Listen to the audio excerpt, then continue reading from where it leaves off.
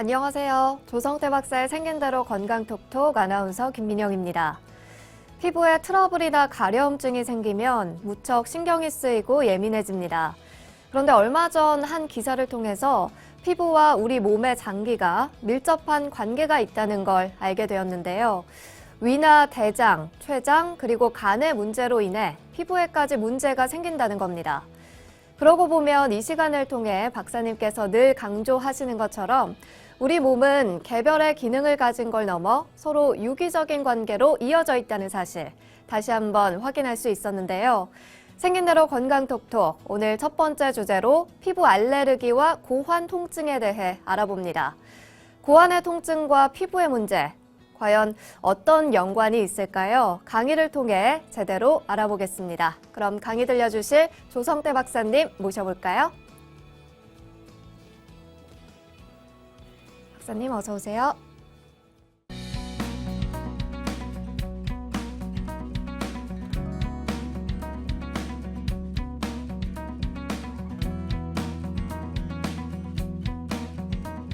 자, 오늘의 첫 번째 주제는 피부 알러지와 고환 통증입니다.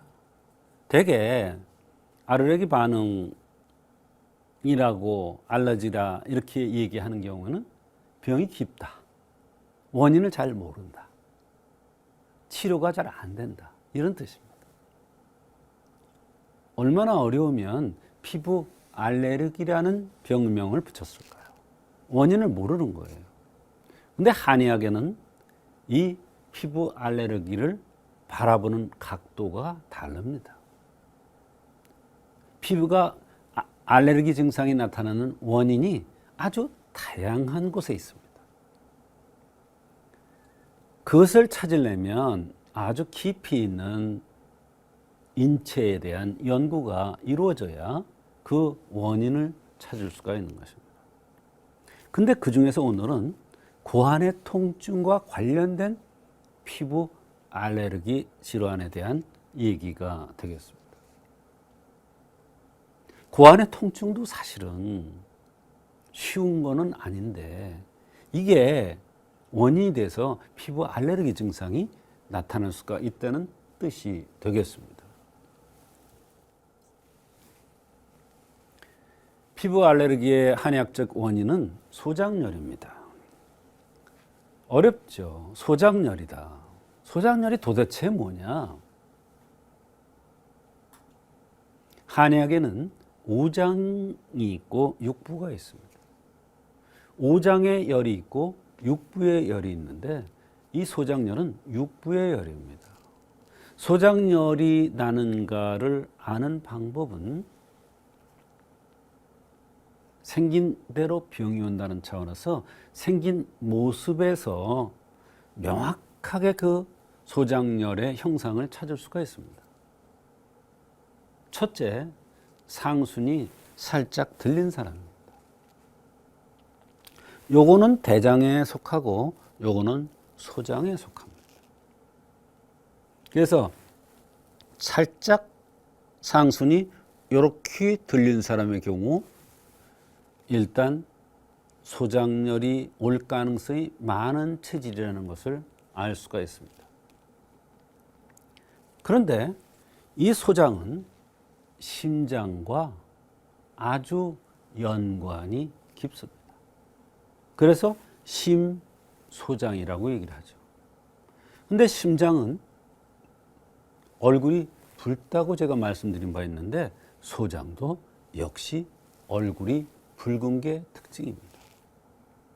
이 심장은 눈꼬리가 주름이 지거나 이런 경우가 많다고 말씀드렸는데 이 소장의 경우에는 눈꼬리가 살짝 들린 경우가 많이 있습니다.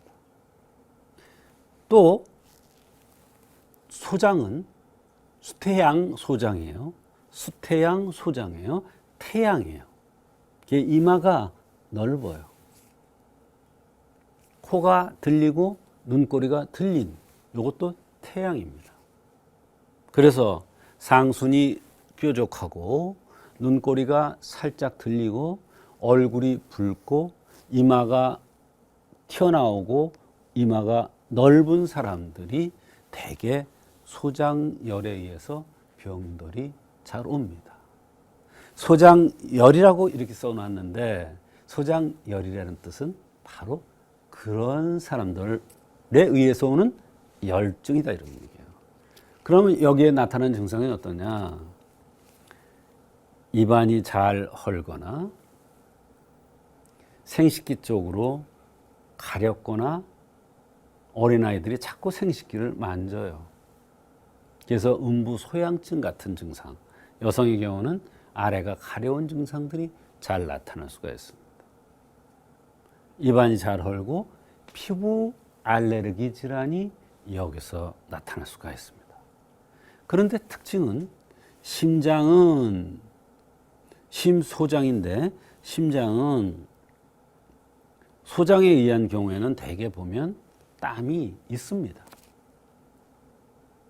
땀이 없으면서 얼굴이 그런 모습이 있는 경우와 땀이 있으면서 얼굴이 그런 모습인 경우는 달라요. 그런데 소장열이 있으면 대개 땀이 많습니다. 그럴 때 쓰는 것이 적복용탕이라는 것입니다.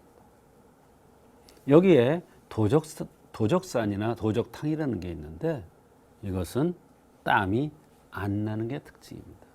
땀이 안 나니까 어때요? 진액이 마르고 고열이 날 가능성이 많습니다. 대개 이 소장열에 의해서 소변에 이상이 오거나 소변이 시원하게 안 나간다고 그랬거든요.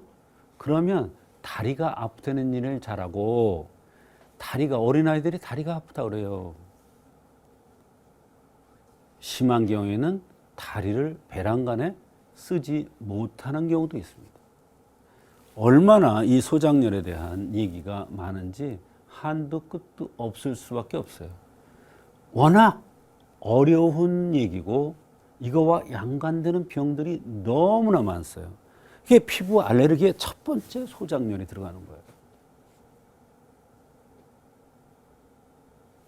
두 번째는 혈어입니다.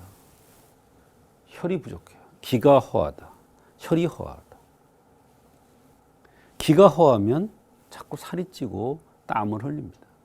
혈이 허하면 마르고 피부가 건조하고 땀이 많지가 않습니다.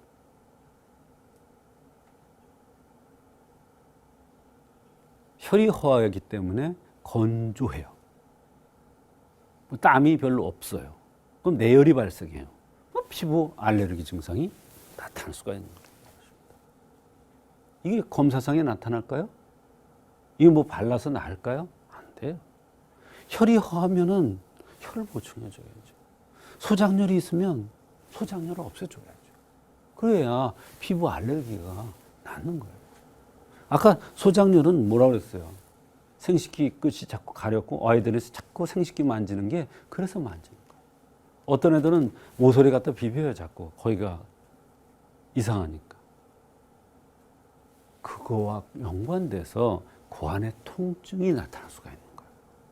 그래서 오늘 피부 알레르기와 통증이라는 주제를 가진 겁니다.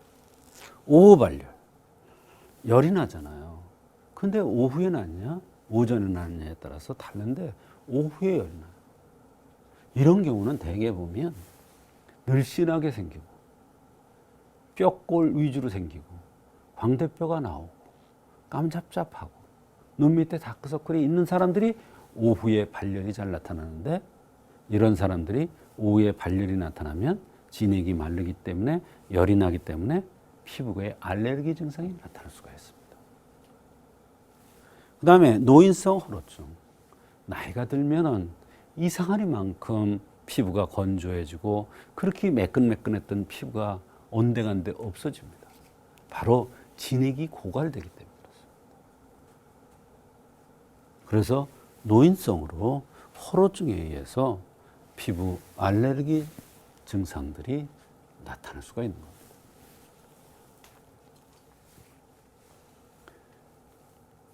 피부 알레르기가 왔을 때 한약적으로는 어떻게 치료를 해야 되느냐? 바로 적복용탕을 소장열에 쓴다고 그랬어요. 도적탕은 심장열,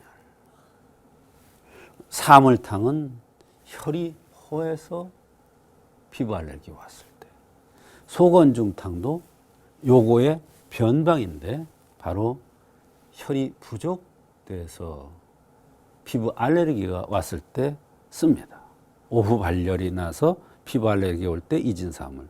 환기건중은 노인성으로 진액이 고갈돼서 피부 알레르기가 올 때 우리가 환기건중탕이라는 걸 이용을 합니다. 이와 같이 피부 알레르기는 상당히 어려운 병이지만 한의학적으로 생긴 모습이라든지 맥이라든지 여러 가지를 통해서 그 원인을 정확하게 찾으면 아무리 어려운 질환이라도 한의학적으로 잘 치료될 수가 있는 것입니다.